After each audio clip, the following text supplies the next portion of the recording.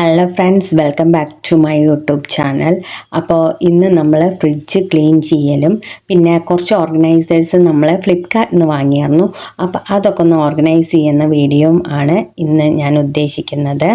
അപ്പോൾ നമുക്ക് നേരെ വീഡിയോയിലോട്ട് പോവാം.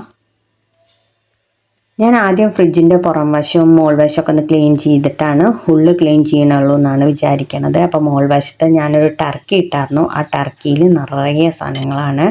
അതായത് നമുക്ക് എളുപ്പത്തിൽ വെക്കാനും എടുക്കാനും പറ്റുന്ന സാധനങ്ങൾ മുഴുവനും ഞാൻ അതിൻ്റെ മുകളിലാണ് വെക്കൽ. അത് എത്ര ഞാനിതാക്കിയാലും എൻ്റെ കൈ അതിൻ്റെ മുകളിലേക്കേ പോവുള്ളൂ.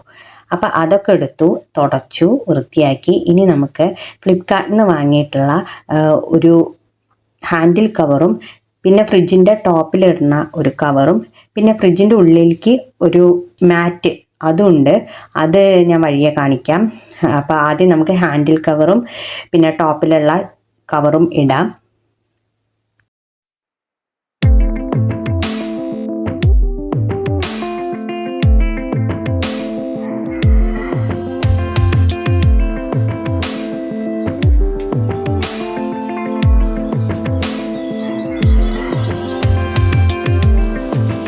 അപ്പോൾ ഈ ഫ്രിഡ്ജിൻ്റെ കവറിന് പോക്കറ്റ്സ് ഉണ്ട്. അപ്പോൾ ഇനി എന്തെങ്കിലും സാധനങ്ങളൊക്കെ വെക്കണമെങ്കിൽ നമുക്ക് പോക്കറ്റ്സിൽ വെക്കാം. പിന്നെ ഇതാണ് കേട്ടോ ഫ്രിഡ്ജിൻ്റെ ഉൾവശം. ഞാൻ ഒരു 10-12 ദിവസം ഞാൻ എൻ്റെ വീട്ടിൽ പോയിട്ടുണ്ടായിരുന്നു. അപ്പോൾ അത് കഴിഞ്ഞ് വന്നിട്ടുള്ള അവസ്ഥയാണ്. കുറേ പച്ചക്കറികളൊക്കെ കേട് വന്നതും കാര്യങ്ങളൊക്കെ ഉണ്ട്.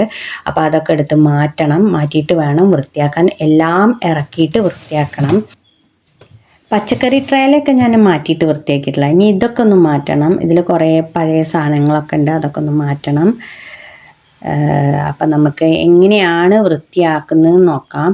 പിന്നെ ഞാൻ ഒരു കാര്യം പറയാം. നമ്മൾ ആഴ്ചയിൽ ഒരു പ്രാവശ്യമെങ്കിലും നമ്മൾ ജസ്റ്റ് ഒന്ന് ക്ലീൻ ചെയ്യണം. എന്നാലാണ് പഴയ സാധനങ്ങളൊക്കെ നമ്മുടെ ഫ്രിഡ്ജിൻ്റെ ഉള്ളിൽ നിന്ന് നമ്മൾ കാണാതെ ചിലപ്പോൾ നമ്മൾ മറന്നിട്ടൊക്കെ ഇരിക്കണ ഫുഡിൻ്റെ ഐറ്റംസ് തന്നെ ഉണ്ടാവും. അതൊക്കെ എടുത്ത് മാറ്റാൻ പറ്റുള്ളൂ.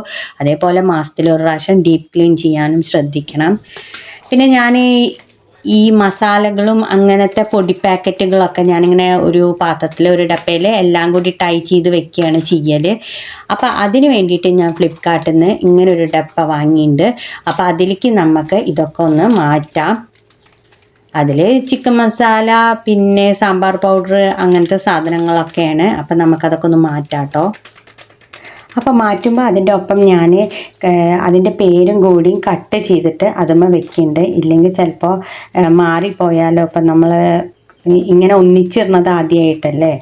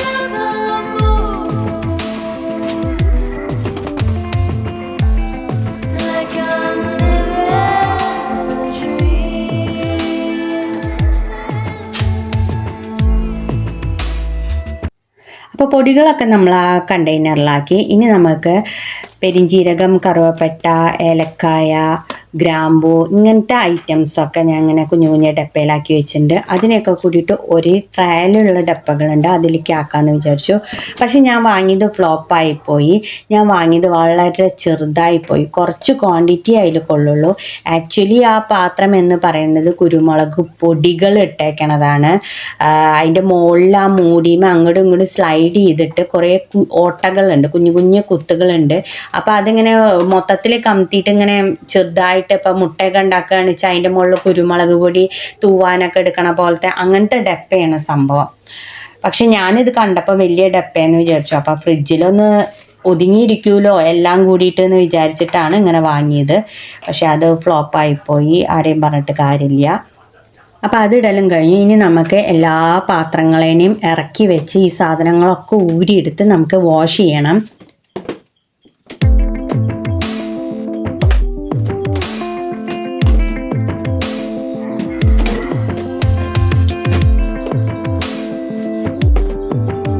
ഞാൻ വീട്ടിൽ പോണതിൻ്റെ മുന്നേ മുറിച്ച് വെച്ച ഓമക്കായയാണ് കേട്ടോ. അതൊക്കെ കേട് വന്നു. അതാണ് ഞാൻ പറഞ്ഞത്, നമ്മൾ ശ്രദ്ധിക്കാണ്ട് വെച്ച പല സാധനങ്ങളും ഉണ്ടാവും. അപ്പോൾ ആഴ്ചയിൽ ഒരു പ്രാവശ്യം ക്ലീൻ ചെയ്യേണ്ടത് അത്യാവശ്യം തന്നെയാണ്.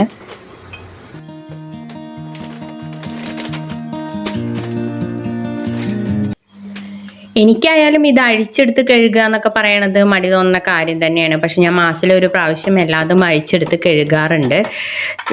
ആഴ്ചയിലൊരു പ്രാവശ്യം നമ്മൾ സാധാരണ തുടയ്ക്കണ പോലെ തുടയ്ക്കുക. ഒരു തുണി നനച്ചിട്ട് തുടച്ചാൽ മതി. ഞാൻ ലിക്വിഡ്സ് ഒന്നും ഞാൻ യൂസ് ചെയ്യലില്ല. എന്താ വെച്ചാൽ അതിൻ്റെ ആ സോപ്പും ഇതൊക്കെ പിന്നെ നമ്മൾ തുടച്ചെടുക്കാൻ ബുദ്ധിമുട്ടാണ്. ഞാൻ വെറുതെ തുണി നനച്ച് തുടയ്ക്കൽ തന്നെ ഉള്ളൂ.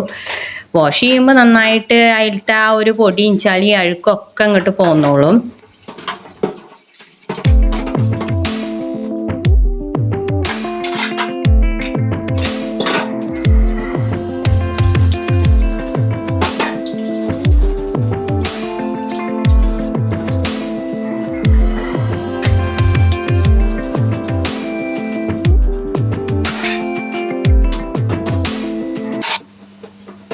പിന്നെ ഇതൊക്കെ കഴുകാനാണ് ശ്രദ്ധിക്കേണ്ടത്. ഗ്ലാസിൻ്റെ കാരണം കൊണ്ട് പൊട്ടാണ്ട് നല്ലോണം നമ്മൾ തട്ടും മുട്ടൊന്നും ചെയ്യാണ്ട് സൂക്ഷിക്കുക തന്നെ വേണം.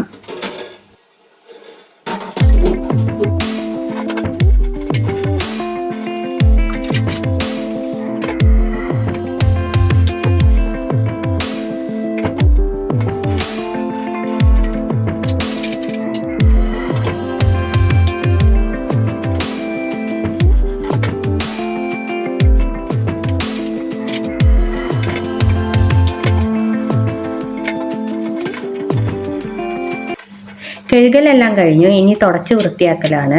മൈക്രോഫൈബറിൻ്റെ തുണി ഉണ്ടെങ്കിൽ അതുകൊണ്ട് തുടയ്ക്കുന്നതാണ് ഏറ്റവും ബെറ്റർ. നല്ലോണം വെള്ളം പിഴിഞ്ഞാൽ പോവും. അത് കാരണം കൊണ്ട് തുടച്ച ഭാഗത്തെ പൊടിയൊക്കെ പെട്ടെന്ന് ഇങ്ങോട്ട് പോരും.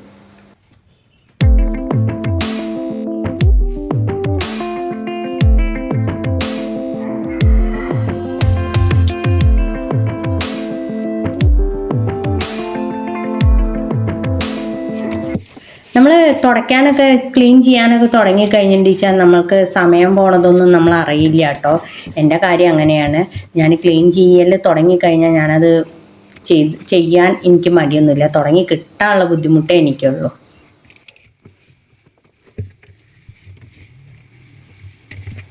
ഈ കുഞ്ഞു കുഞ്ഞു എങ്ങനത്തെ സ്ഥലങ്ങളിലൊക്കെ എങ്ങനെയെന്ന് അറിയില്ല, പൊടിയുണ്ട്. അതൊക്കെ ഞാൻ തുടച്ചെടുത്തു. എനിക്ക് തോന്നുന്നു നമ്മളുടെ ഈ മസാലപ്പൊടികളും അങ്ങനത്തെ സാധനങ്ങളൊക്കെ തന്നെയാവും. ഇല്ലെങ്കിൽ പാത്രത്തിലുള്ള പൊടികളൊക്കെ ഇരിക്കണത് ആവേരിക്കാം. അങ്ങനെയുള്ള സ്ഥലങ്ങളിൽ പൊടിയുണ്ട് കേട്ടോ. നേരത്തെ കഴുകി വെച്ചതിനൊക്കെ ഒന്ന് നമുക്ക് തുടച്ചെടുക്കാം. തുടയ്ക്കുക തന്നെ വേണം. എന്താ വെച്ചാൽ വെയിലുണ്ടെങ്കിൽ വെയിലത്ത് കൊണ്ടേക്കായിരുന്നു. ആകെ മൂടൽ മാത്രമാണ് ഇപ്പോൾ. അപ്പം നല്ലോണം വെള്ളം പോണ ഒരു തുണി എടുത്തിട്ട് നന്നായി അങ്ങ് തുടച്ചെടുക്കാം.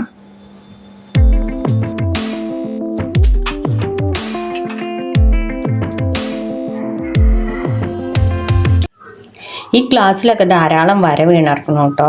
ഏറ്റവും കൂടുതൽ പാത്രങ്ങൾ നമ്മൾ ഫ്രിഡ്ജിലേക്ക് വെക്കുന്നത് രണ്ടാമത്തെയും മൂന്നാമത്തെയും തട്ടുകളിലാണ്. അതിനാണ് കുറച്ചും കൂടി സ്പേഷ്യസ് ആയിട്ടുള്ളത്. അപ്പം നമ്മൾ ഇച്ചിരി വലിയ പാത്രങ്ങളൊക്കെ കൊണ്ടുപോയിട്ട് വെക്കുക ഈ 2ലും 3ലും ആയിട്ടുള്ള തട്ടുകളിലാണ്. അപ്പം അങ്ങോട്ട് വെച്ച് ഇങ്ങോട്ട് എടുക്കുകയൊക്കെ ചെയ്യുമ്പോൾ ആ വരകളാണ് ധാരാളം.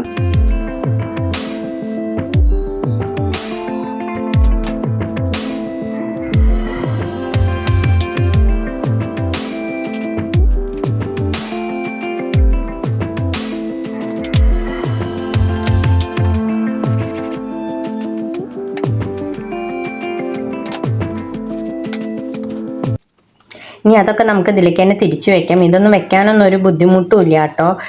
ഒക്കെ ഒരു കണക്ടർ പോലെ, ഒരു ലോക്ക്, കണക്ടർ എന്നല്ല, ഒരു ലോക്ക് പോലെ ഒരു സംഭവം ഉണ്ട്. അതിലേക്ക് അങ്ങോട്ട് വെച്ച് പ്രസ് ചെയ്താൽ മതി.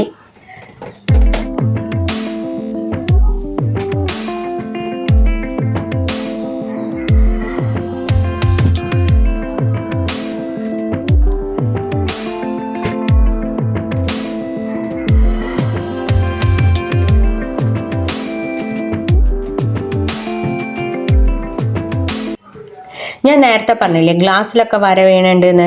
അപ്പോൾ ആ വരേനെ നിയന്ത്രിക്കാൻ നമ്മൾക്ക് ആദ്യം മുതലേ ചെയ്യേണ്ടതായിരുന്നു ഇത്. ഫ്രിഡ്ജിൻ്റെ കവറും ഞാൻ ടോപ്പ് കവറും ഹാൻഡിൽ കവറും ഇടുന്നു കാട്ടിയില്ല, അതിൻ്റെ കൂടെയുള്ള സംഭവമാണ് കേട്ടോ ഇതും. ഇത് മൂന്നും കൂടിയിട്ടുള്ള ഒരു പാക്കാണ് വരുന്നത്. ഫ്ലിപ്കാർട്ടിൽ നിന്ന് വാങ്ങിയതാണ്. ഇതിൻ്റെ ഡീറ്റെയിൽസൊക്കെ ഞാൻ പറഞ്ഞിട്ടുണ്ടായിരുന്നു, ഞാൻ വേറൊരു വീഡിയോയിൽ ചെയ്തിട്ടുണ്ട്. ഈ പച്ചക്കറികളൊക്കെ ഞാൻ 2 ദിവസം മുന്നേ വാങ്ങിച്ചതാണ്. അപ്പം ഞാൻ ഈ പാത്രമൊക്കെ കഴുകി വൃത്തിയാക്കിയിട്ടാണ് ഇതിലേക്ക് ഞാൻ ഇങ്ങനെ ഓരോന്നും ഓരോ കവറിലാക്കിയിട്ട് സെപ്പറേറ്റ് ആക്കി വെച്ചത്. അങ്ങനെ വയ്ക്കുമ്പോഴാണ് എനിക്ക് കുറച്ചും കൂടിയും സൗകര്യം തോന്നുന്നത്. ഡപ്പകളിലാണെങ്കിൽ ഈ ഒരു പാത്രത്തിൽ നമുക്ക് ഡപ്പകളൊക്കെ കൂടി കൊള്ളൂല്ല, ഡപ്പകളിൽ ഈ പച്ചക്കറിയും കൊള്ളില്ല. അപ്പോൾ ഇങ്ങനെ കവറിലാക്കി വയ്ക്കുമ്പോൾ കുറച്ചും കൂടി എനിക്ക് സൗകര്യം തോന്നി.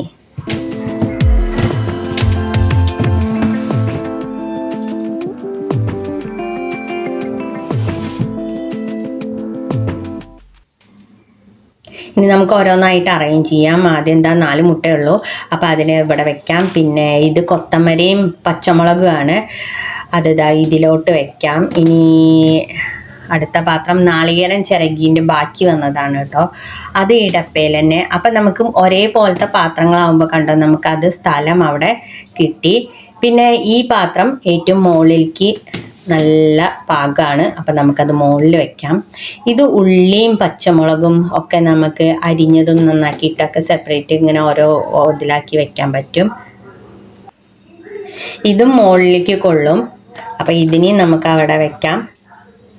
പിന്നെ ഇത് മിഠായിയുടെ കവറുള്ളൂ കേട്ടോ, ഇതിൻ്റെ ഉള്ളിൽ ബദാമാണ്. പിന്നെ ഇത് സോയാ സോസാണ്. ഇത് കായാണ്, ഞാൻ സാമ്പാറിലും ഇതിലൊക്കെ കായത്തിൻ്റെ പൊടിയാണ് ഇടല്. ഇത് ചീസാണ്, ചീസ് മോൾക്ക് ഭയങ്കര ഇഷ്ടമാണ്, അപ്പോൾ എപ്പോഴും ഞാൻ ചീസ് വാങ്ങും. ഇത് പനീറാണ്, നാളെ ഉണ്ടാക്കാനുള്ളതാണ്. ഇതിൽ പിന്നെ കോണാണ്, കോൺ വേവിച്ചത് ബാക്കി വന്നത് അങ്ങനെ വെച്ചതാണ്. ഇത് പപ്പടം ഞാൻ ഇങ്ങനെയാണ് വെക്കൽ കേട്ടോ, അപ്പോൾ കേട് വരികയേ ഇല്ല, ബലം വയ്ക്കുകയോ ഒന്നും ചെയ്യില്ല. ഒരു എയർ ടൈറ്റ് കണ്ടെയ്നറിലാക്കി വെച്ച് കഴിഞ്ഞാൽ അത് കേട് വരുന്നേ ഇല്ല. പിന്നെ മൈദ, കടലമാവ്, കോൺഫ്ലവർ അങ്ങനത്തെ സാധനങ്ങളൊക്കെ ഞാൻ ഇങ്ങനെ എല്ലാം കൂടിയിട്ട് ഒരു വലിയ ഡപ്പയിലാക്കി വെക്കുകയാണ് ചെയ്യൽ.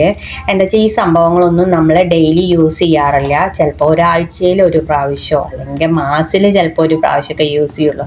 അപ്പോൾ പുറത്ത് വെച്ച് കഴിഞ്ഞിട്ട് വെച്ചാൽ ഇതിൽ കുറുഞ്ചാത്തനും പുഴുവൊക്കെ വരും. അപ്പോൾ ഇങ്ങനെ വെക്കുമ്പോൾ ഇത് കുറേ കാലം ഇരിക്കും, ഒരു കേടും വരില്ല. ഇത് പിന്നെ മോരാണ്.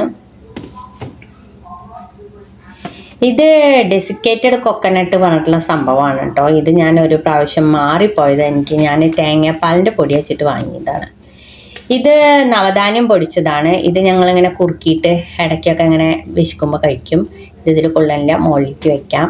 പാലിൽ കുറുക്കി കഴിച്ചാൽ നല്ലതാണല്ലോ, അപ്പം അങ്ങനെ കഴിക്കലുണ്ട്. പിന്നെ അത് കുടംപുളിയുടെ ഡപ്പയാണ് കേട്ടോ. അപ്പം നമ്മളുടെ ഫ്രിഡ്ജിൽ ഇത്രയൊക്കെ തന്നെ വെക്കാവുള്ളൂ, ബാക്കിയുള്ളതൊക്കെ ഞാൻ പഴയത് കളഞ്ഞു. കൊക്കോ പൗഡർ അങ്ങനത്തെ സാധനങ്ങളൊക്കെ ഡേറ്റ് എക്സ്പയറി ചെയ്യുന്നുണ്ടായിരുന്നു, അപ്പോൾ അതൊക്കെ കളഞ്ഞു. പിന്നെ എനിക്കൊരു പ്രധാന കാര്യം പറയാനുള്ളത്, നമ്മൾ ഫ്രിഡ്ജ് വൃത്തിയാക്കുമ്പോൾ പവർ ഓഫ് ചെയ്യാൻ മറക്കരുത്. അപ്പോൾ ഇത്രയേ ഉള്ളൂ ഇന്നത്തെ വീഡിയോ. അപ്പോൾ വീഡിയോ ഇഷ്ടമായെങ്കിൽ ലൈക്ക് ചെയ്യുക, സബ്സ്ക്രൈബ് ചെയ്യുക.